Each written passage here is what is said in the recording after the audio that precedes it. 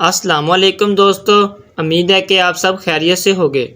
आज हम बात करते हैं सैमसंग A34 5G स्मार्टफोन के बारे में।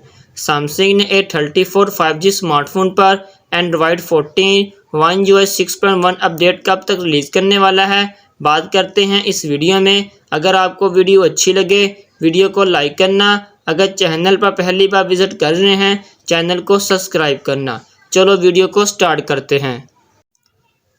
सैमसंग ने A34 5G स्मार्टफोन पर एक फार्मवेयर को टेस्ट किया गया है। यह फार्मवेयर 15 अप्रैल को फार्मवेयर को टेस्ट किया गया है और अपडेट टाइप में One UI अपडेट बता रहा है। सैमसंग बहुत जल्द A34 5G स्मार्टफोन पर Android 14 One UI 6.1 update release करने वाला है। मेरी वीडियो देखने का बहुत शुक्रिया। मिलते हैं नेक्स्ट वीडियो के साथ। अपना ख्याल रखना। अल्लाह हाफिज़।